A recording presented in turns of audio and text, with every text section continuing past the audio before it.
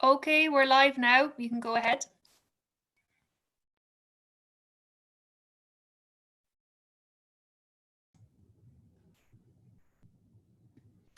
Morena koutou.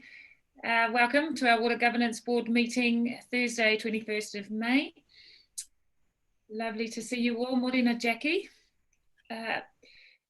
So first agenda item here is apologies and leaves of absence. We don't have any today.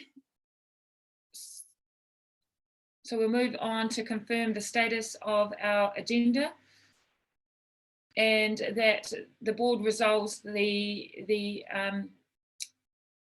the Hamilton Waikato Metropolitan Area Wastewater Project report be added to the agenda as a matter of urgency, as advised on a separate email by the Chief Executive.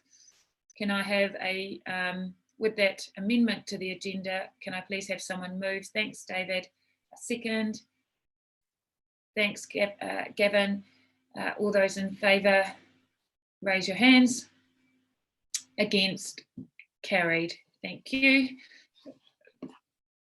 The disclosures of interest are in the pack for your noting, and if there are any changes to be made to that, please make contact with Lynette, and where appropriate, please disclose any conflict ahead of any agenda item that may be discussed today. We'll now move to the confirmation of the minutes for 30 April. Just pull these up.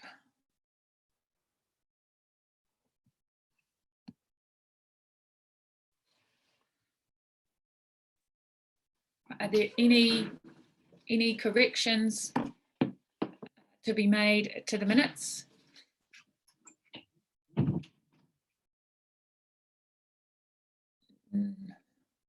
Madam Chair, I'm happy to move there a true and correct record. Thanks, Gavin. Can I please have someone second? Thanks, Garth. All those in favour to approve the minutes of 30 April, please raise your hands. Against, carried. Thank you.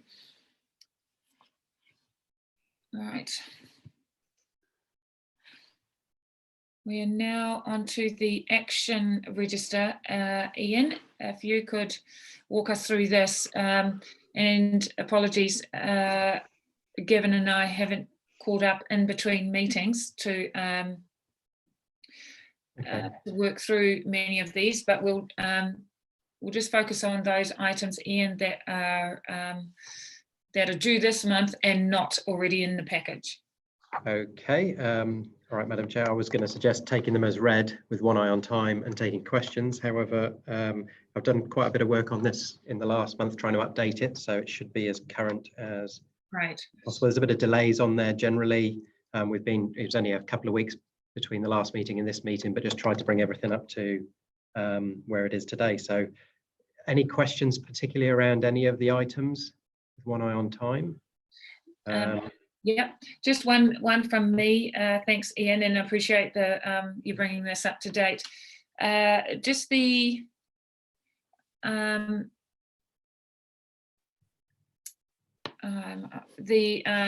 education and upskilling on Māori perspectives on water, that we amended that to be on a quarterly basis. But subject to discussion with myself and Gavin as to how regular that training would be. So, but definitely not after at every board meeting. Sorry about that. I thought. No, it's okay. Yeah. Just if I can, Madam Chair, just the reality of this is. Because, as Ian said, because there was only 2 weeks between the last meeting and this meeting, we didn't really have time to address a lot of the things. So the intent was to have a good go at getting a lot of the actions up to date by the next meeting. So yeah, sorry, just to reframe, on the 20th of the 12th, there's another one, training session to occur before or after each board meeting to discuss Māori perspectives on water. I did update it to say proposed to be completed on an as-needs basis because I couldn't recall on the timing, but then I missed that one on the front there. So from the 20th to the 11th. So perhaps is it worth deleting one of those? Yeah. I'll probably delete the one on the 20th of the 11th. Yes. And then leave the other one as an as-needs basis, but probably put suggested quarterly. Would that be accurate for everyone? Okay. Well, I'll take that offline with Gavin, because we'll also weave into that the vision and strategy workshop. So we'll come up with a date. Okay, maybe roll them together. Okay. We'll come with a proposal around the training at the next meeting between Gavin and I. Okay. Thanks. Directors, do you have any questions or comments around the action register? Yes, David. Yeah, just one from me. Could we, the status with regard to inviting the Minister of Local Government says a further invitation needs to be issued. Could we perhaps over the next month progress trying to get a date in our diary, particularly given central government initiatives with funding to accelerate projects? I think that would be one topic useful to discuss. The other one is around the potential changes, amalgamation in terms of water entities. But I think those two agenda items alone would be useful reason to try and get that meeting reinstated. Yeah. Great, thanks, David. Hopefully we could add her, put her on the agenda for the next board meeting, Gavin. I'm happy to reach out to her. Like,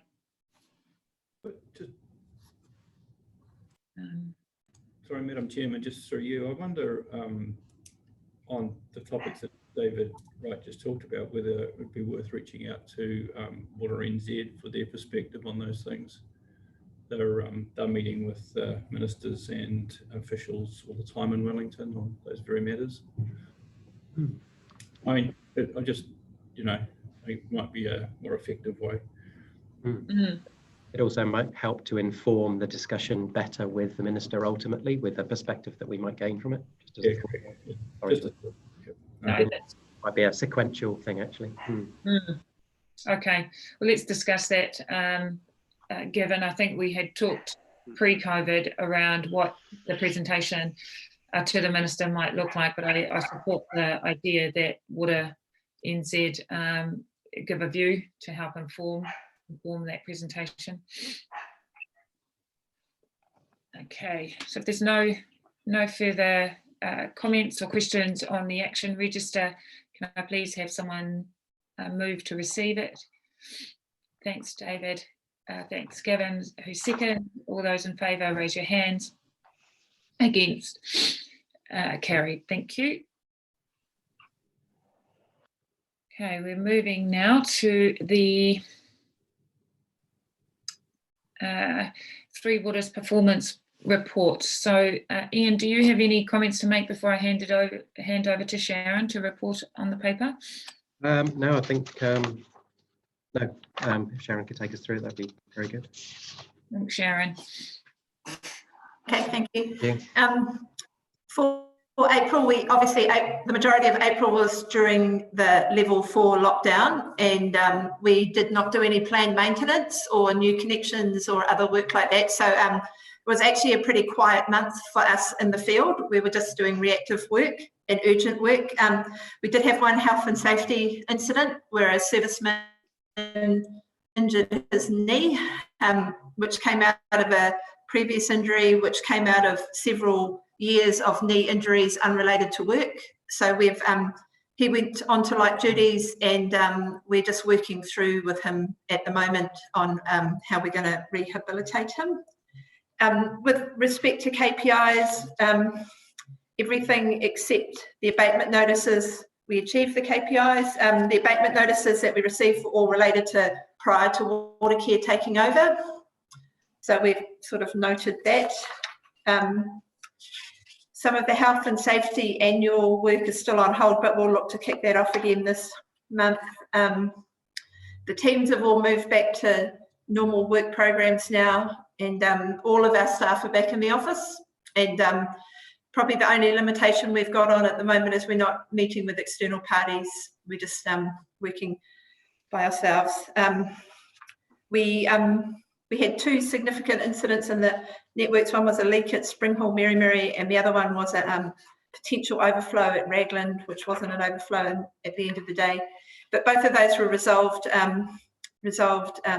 quickly by the RETIC guys, the RETIC teams and the treatment teams, and there was no impact to customers apart from the disruption in the street. The planning team worked very effectively from home, and we've made good progress on the AMP and the business plan, which are due for submission next month.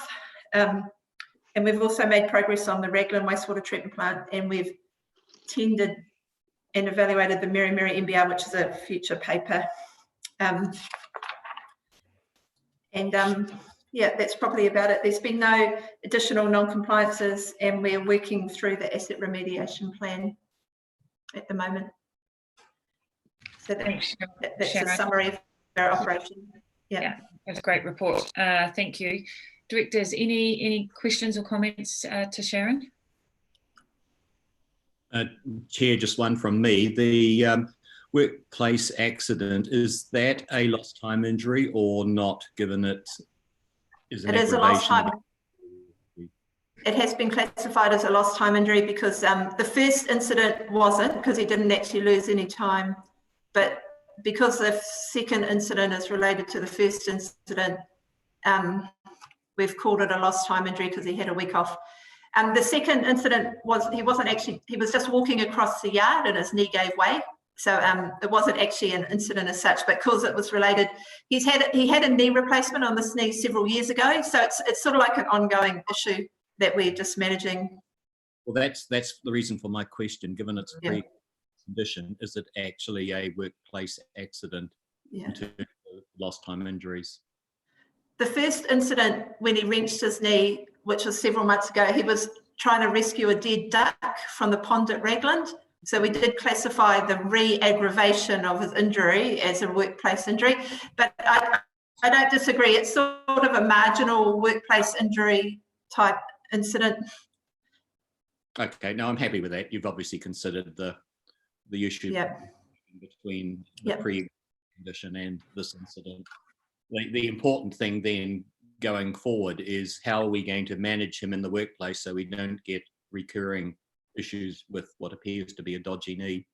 Yeah, absolutely. And we've got some concerns about his ability to ever return to full duties, but we're just working through that with Watercare's ACC provider at the moment. We use a consultant to manage our ACC claims, so they're working through potential return to service.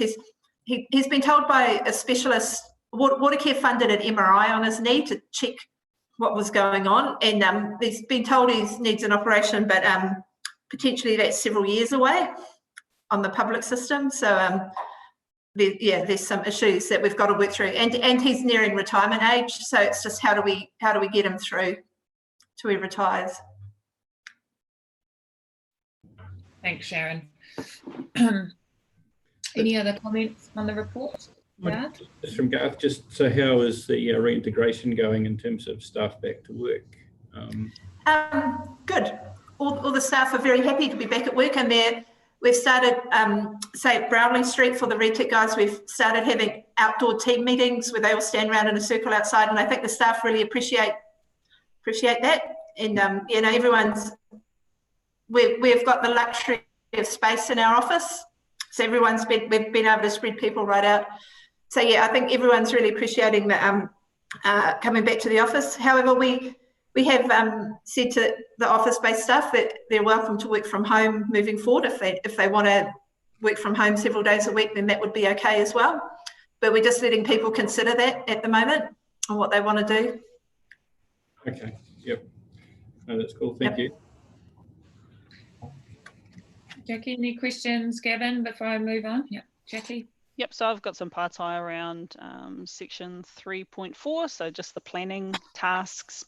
In particular, the work that's being done around the Mid-Waikato servicing strategy and Te Kaupata. At our last meeting, we talked about the importance of engineers and planners not just coming up with, I guess, the solutions from their perspectives in a back room and then going out and telling our community what we were planning on doing. And so, you know, in order for that to happen, we need to really bring those people into the fold. And in particular, I'm talking about mana whenua. So really keen to see how that's being captured in the approach that's being used for those particular projects, and the other projects in that area as well, Mere Mere and Te Kaupata water supply. It was good to see that a hui did take place for Waikato District Council and Watercare to start those discussions, but yeah, just really keen to hear what the intention is going forward to make sure that more meaningful input can occur and that those discussions are well resourced, planned and are carried out. I'm happy to respond on that.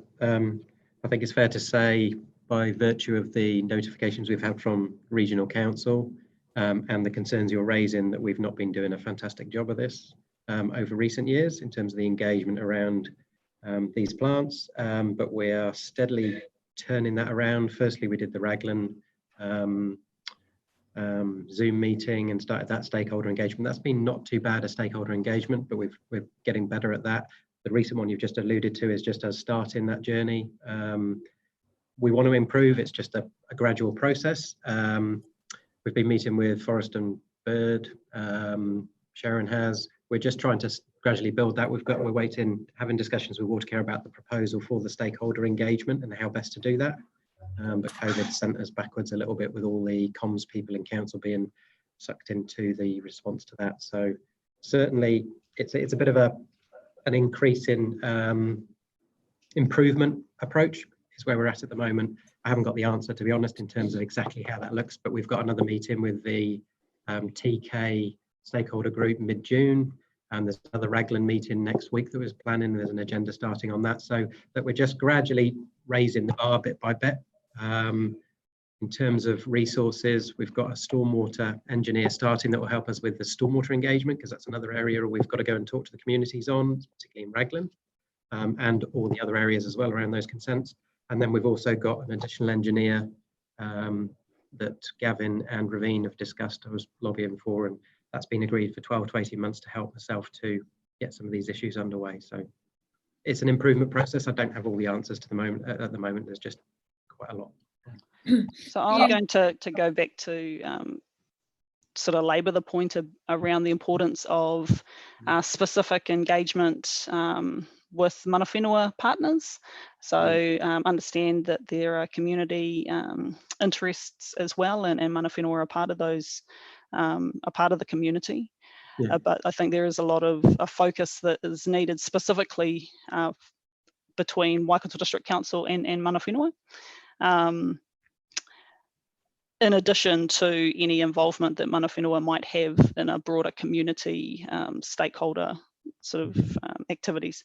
One of the suggestions that I've heard for Waikato District is the idea of forming some sort of forum to enable mana whenua from different parts of the district to more actively and meaningfully engage in not only the waters business, but other business that council conducts.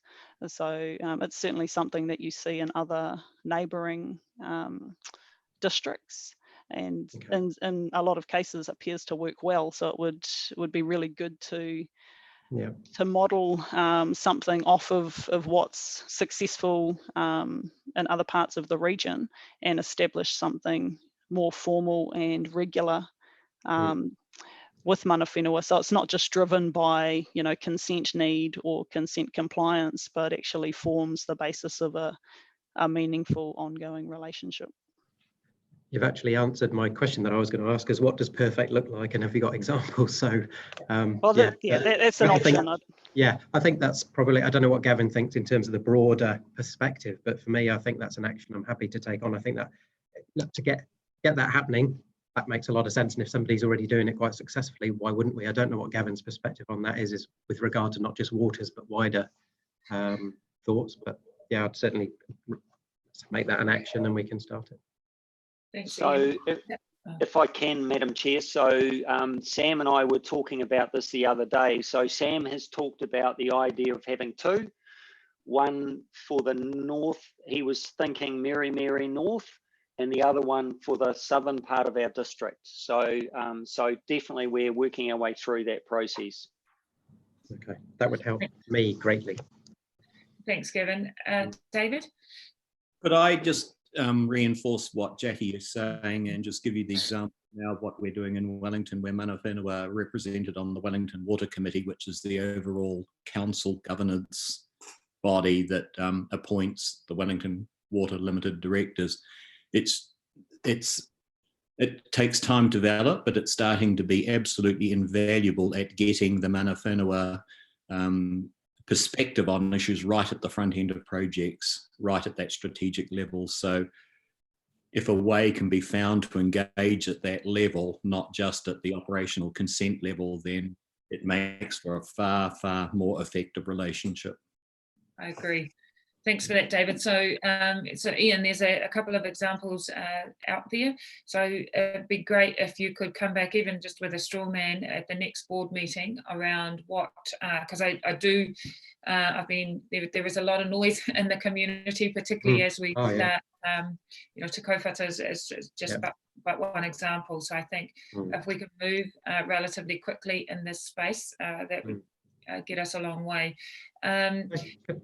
Sorry. Could I just raise, is that it, Gavin, is this something that I could get Sam to do, bearing in mind that the load that we're trying to deal with? If Sam could do that, because it's that kind of subject matter expert, that would be amazing. And we're just, if we're 70% is water and 30% is else things, or whatever that looks like, that model I think is best come from Sam, maybe. Would you agree, Gavin? Yeah. So Sam has it in hand. So I think if you can just touch base with him, Ian, and and then he presents back to us maybe next month with his vision. That would be really good. And then it'll be hopefully in the sweet spot. Okay, I'll do that. Thank you. So, and then just a broader question around the stakeholder engagement plan. Have we seen that, or is that currently being developed? It's a to-do. It's a to-do. There's nothing specific at this stage. There is one for Raglan. There's one for Raglan wastewater treatment plant, but nothing a broad brush at this stage. Okay, I think again, Jackie. Sorry, this is a different kaupapa to the stakeholder engagement. So if you want. Just again, sorry, just to wrap that up, Ian, I'm comfortable that we've kind of addressed the mana whenua engagement and that there's a recognition there that perhaps another forum is needed, but equally we need to have a engagement plan that sits across the entire community. So just encourage us to think about when we might be able to present something back to the board for our consideration, not just to as an action to come back. Jackie?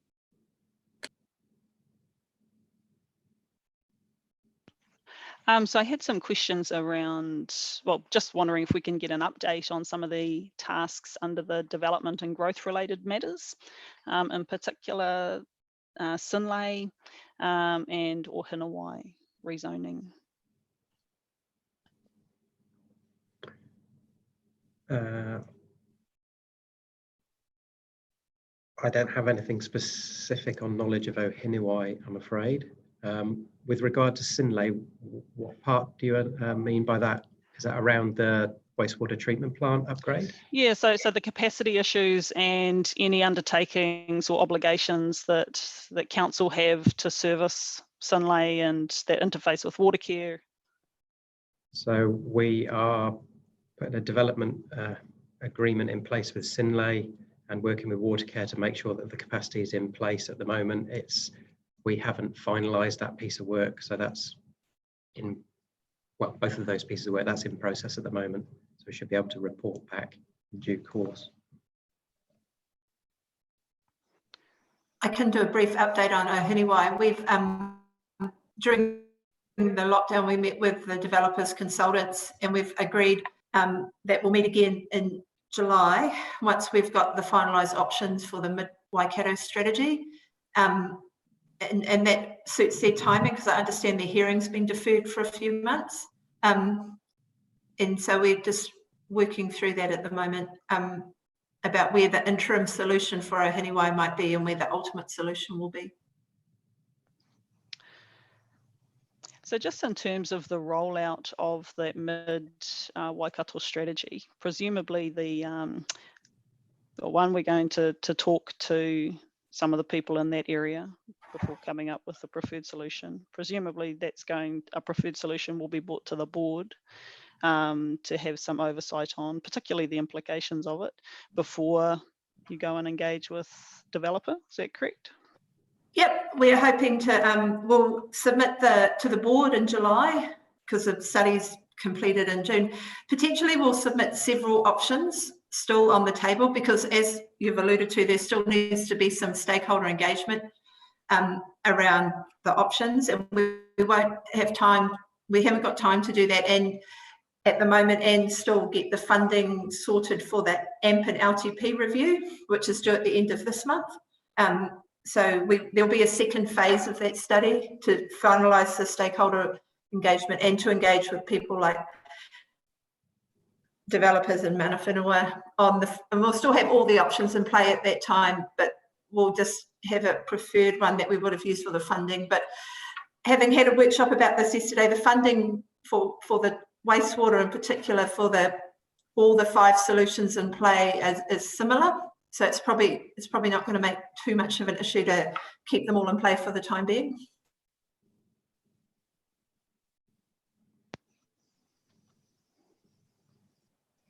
So July is when you'll come back with some options for the board.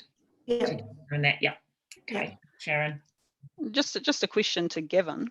Gavin, who manages the interface between the potential solutions, the decisions that the board, or recommendations that the board will be making around the AMP and the LTP, and the consenting processes that particular development will be going through?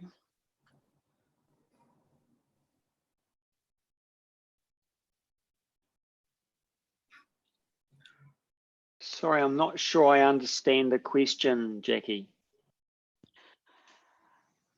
So the Ohiniwai rezoning is going through a planning process, and they've got a hearing coming up, and no doubt one of the key elements of considering the proposal is understanding how it will be serviced. In terms of making decisions around servicing, that could have some financial implications to council, given that it's Three Waters related, presumably not only the short term, but the long term investment implications will come through the board, and the board will make some recommendations. My question is, who manages that interface between the RM resource management process and the financial implications of servicing to council? So it all sits with Waikato District, but the resource management aspects sit outside of this board. So I'm just looking for some advice or clarity around who manages that interface, and how do we make sure that the conversations are joined up. I can give you a perspective if you want, Gavin.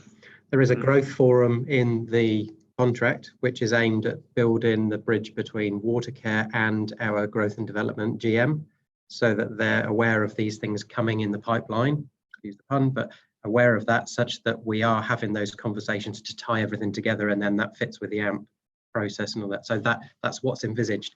There have been a couple of meetings. It's fair to say I've not heard of one recently since we've had the COVID thing, but I can check up on that. But that's one framework. There may be more, Gavin, that you're aware of. That's how we envisage that happening in the contract anyway. So the developer at Ohiniwai will need to provide options for the district plan hearings. Now, whether that incorporates the work that we're doing through the Mid-Waikato study or not will be up to them. So I guess it'll be a case of the right hand checking what the left hand is doing and keeping a monitor in terms of where that process is going.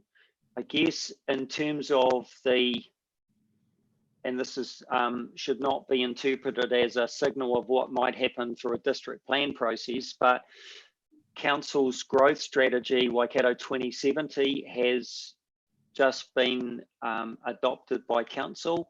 That incorporates residential development and industrial development at Ahinawai. But that was only agreed as of Monday or Tuesday. I'm trying to think what date it is. I think it was Tuesday. But that's obviously just it's only just happened. So not sure if that answers your question. We'll just have to keep an eye on it.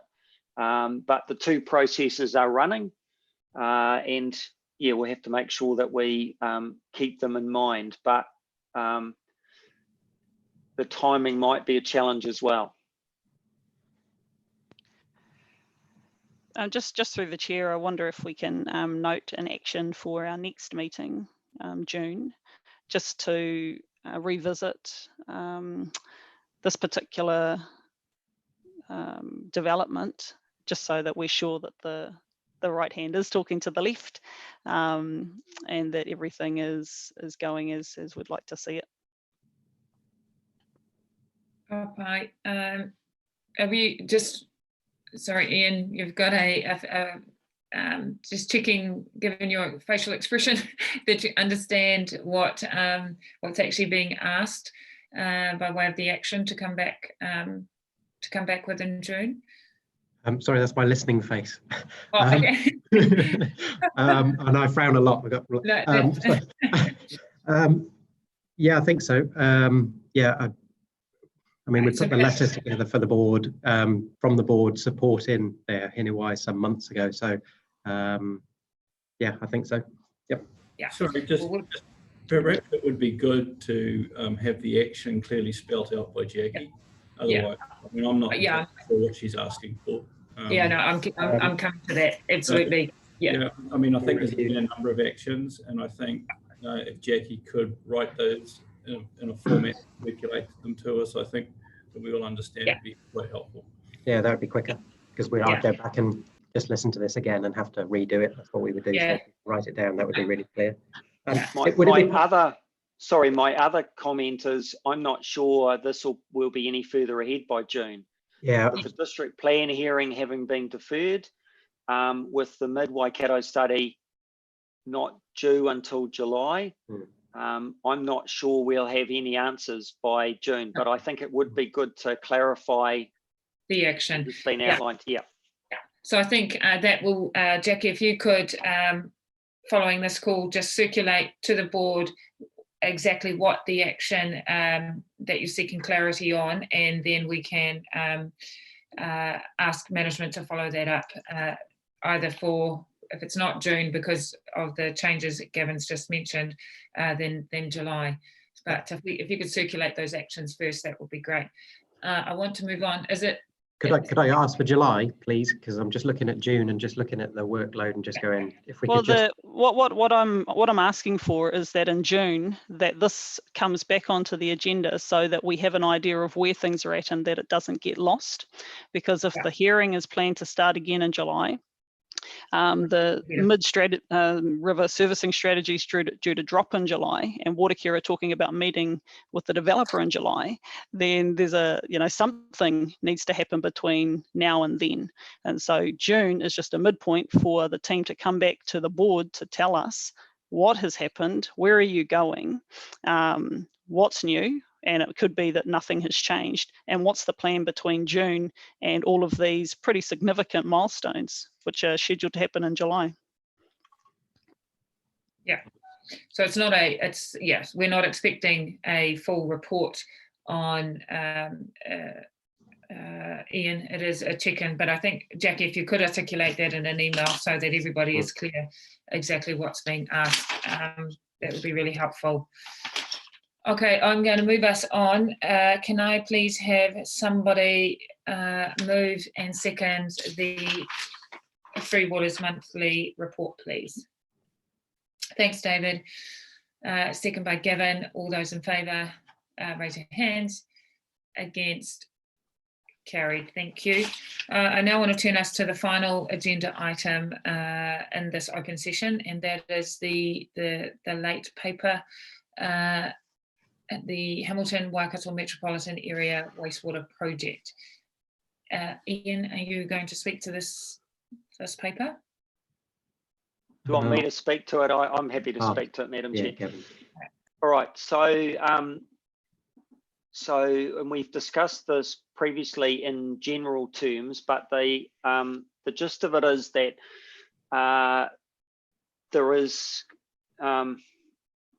we went through the sub-regional 3-water study.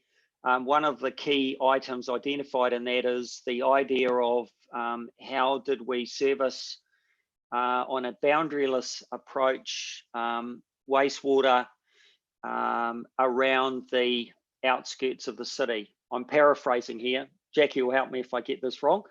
But so there is now a proposal around a detailed business case that will outline the options around a southern metropolitan area wastewater solution and a northern metropolitan area wastewater solution. So 2 plants in effect, and working out the best way in which that business case can be developed. So it could be 1 business case, it could be 2 business cases. I think things are tending towards the southern piece going first and the northern piece following later, maybe about a year later, or something along those lines. So in terms of from a Waikato district perspective, there are benefits in both plants. The benefit is to the south, it's to do with several of our current existing plants in Matingi and in Te Whare Pā, which are relatively small, and which this would provide the opportunity for growth, but also would address some potential problems. From memory, the Matingi, am I right? I think it's the Matingi plant is due, resource consent is due in 2021. So that's the immediate thing. There has also been some limited discussion about wastewater for the the commercial zone in Tamahere as well. The northern plants would facilitate growth to the north of the city, the likes of Te Kowhai, and also growth in Ngaruawahia and in Tilbury. And that is all part of our Waikato 2070 growth strategy. So that's kind of the suggestion about how it would benefit the Waikato district. It's very clear that even if this is done as 2 different business cases, they are contingent upon each other. So the benefit of the southern plant is it takes pressure off the existing plant at Puketi, which potentially creates capacity for our growth to the north of the city. So it isn't as simple as saying our main benefit is to the north, let's not do anything to the south. So I think there is merit and benefit in the whole project. There is merit and benefit in Waikato district funding a contribution towards both detailed business cases.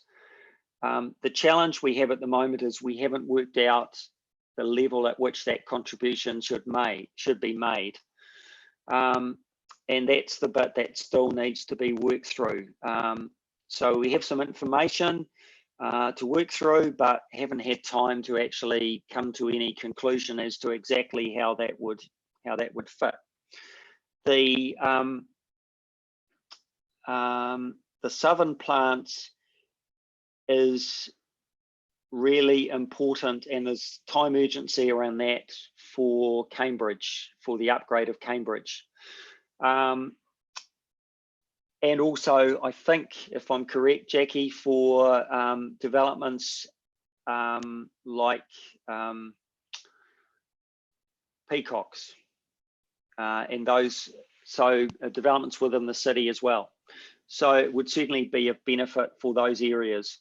So what this report is seeking to do is to get some agreement around delegating authority to me to continue to work out those cost share funding arrangements, to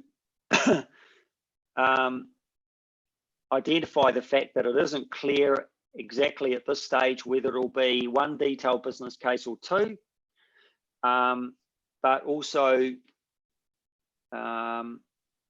just also noting that as part of this process, there is a steering group that has been created, and that following discussions with our chair, we put forward Garth Dibley as the representative from this board on that steering group, supported by our Deputy Mayor, Axel Beck. So the reason for that is because of the size of the board and the challenges, I think, around everyone's diaries, it seemed to make more sense to have Garth as our primary representative, and then backed up by the Deputy Mayor. That keeps the council in the loop as well. So, Madam Chair, that's a brief summary of the report, and Jackie can help me if I've left any key points out. Jackie, did you want to add? I think and appreciate, given that there is a lot of what you've just provided an update on is there's still more work to be done, and this delegated authority is really just to enable you to and Garth around the terms of reference to progress these matters to the next step, but the ultimate decision, however, will come back to this board.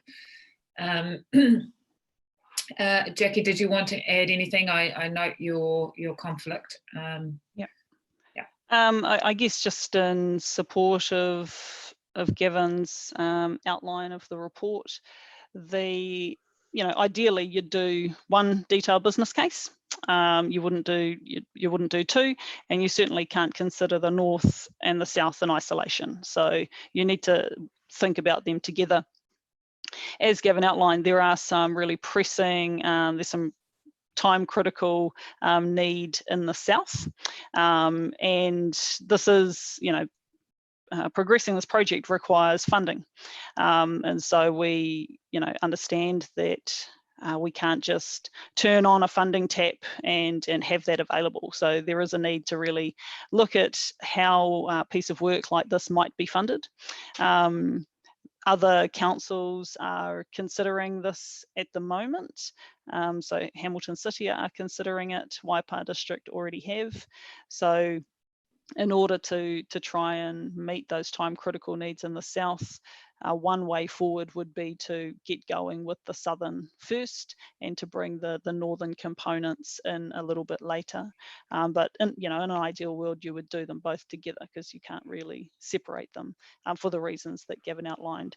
So I think there's one part is around the funding plan for the overall metro area detailed business case or cases.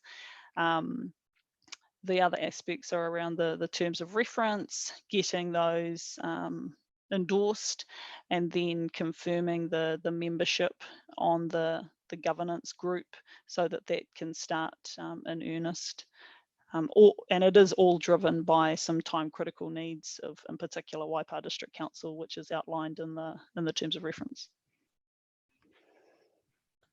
Thanks, Jackie. David and Garth, yes, David? Thank you, Chair. I'm certainly comfortable endorsing the recommendations as they're written. Clearly, the clear need is there in terms of the reason why Waikato District Council should be part of that study.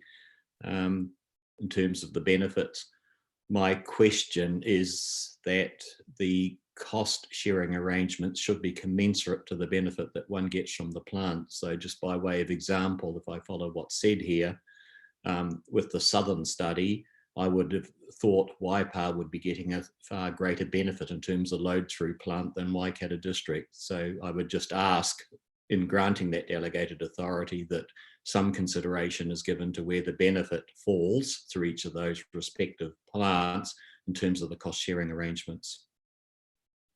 So I can comment on that, Madam Chair. So that certainly, we've had some very tentative discussions around that, but can't lose sight of the fact that the two plants are not in isolation. So it isn't as simple as saying our benefit to the south is really small, so we'll make a small contribution, because the two are interrelated.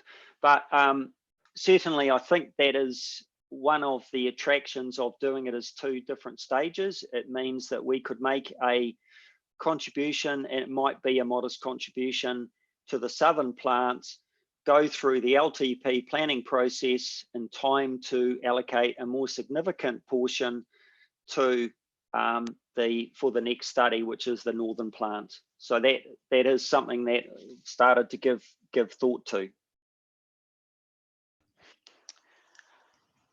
And the other aspect that we're looking at is that the likes of the Pukete wastewater treatment plant in Hamilton and the Ngarawahia wastewater treatment plant are both up for consent in 2027, and so wanting to take a more proactive approach to working into those processes, as opposed to a reactive sort of last minute approach.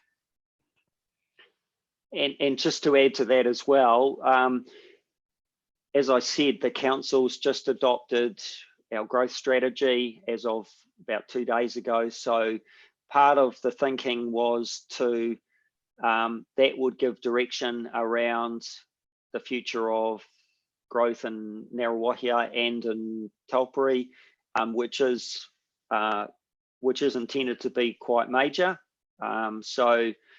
Or let me put it this way, major in terms of Waikato District terms. And so from that point of view, now that we've got that endorsement, it adds strength to the arguments around going and getting funding and including funding in the LTP for that northern plant as well. So I think that's just added strength to the argument. The Chair, I'm certainly happy with that response around the funding arrangements. Yep. That consideration is given to where the benefits lie in terms of the rate paying basis. The other comment I would make is, doesn't this simply reaffirm the value of three councils working very closely across all three waters? Yep. What better illustration of the logic with this project? Absolutely. No, good comments, David. And just Garth, thank you for taking up the offer to be our representative on the board. So with that, I will put the recommendations there. There are 6 recommendations there on page 3 of the new paper. Can I have somebody move? Thanks, David. Gavin, second. All those in favour, I note Jackie's conflict. Those in favour, raise your hands. Against, carried. Thank you. Right, we are now. So, Madam Chair, so I'll move that we go into public excluded. Thank you. I'll second that. All those in favour, raise your hands. Thank you. No one against. And just, Madam Chair, just a comment. I wonder if we can, like, I know that the reasons that we go into public excluded are in alignment with the legislation, but I wonder if as a practice we can try as best as we can to consider items in the open part of the agenda rather than go into PX.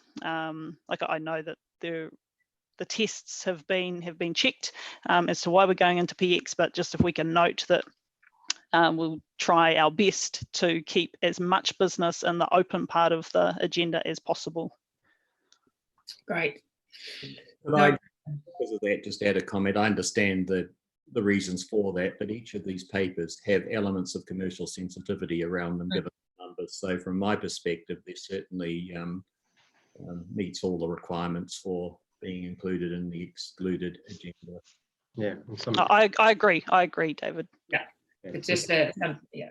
There's confidentiality in the contract as well that we've got to honour. So. Yeah, no, I think I understand what Jackie's saying, and there's no question about the items that are in the public excluded section of today's meeting. But you know, in the with that lens of transparency, all she's asking is that you know, if there are in the future, if there are things that can be discussed and open, then we should err more on that side than putting it into the publicly excluded section of the meeting. But obviously we've got local government guidelines there, so we will be, between Gavin and I, as the agenda is set, we'll keep that in mind.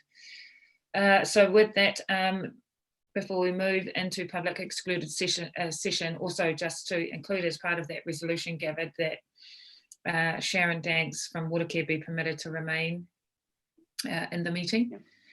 Right, and we all agree there are no one is opposed to that, so we will now close the public session and move into the public excluded session. Yes. So if we just have about a 2-minute break, Madam Chair, just to allow that to happen. Okay, thanks, Gavin.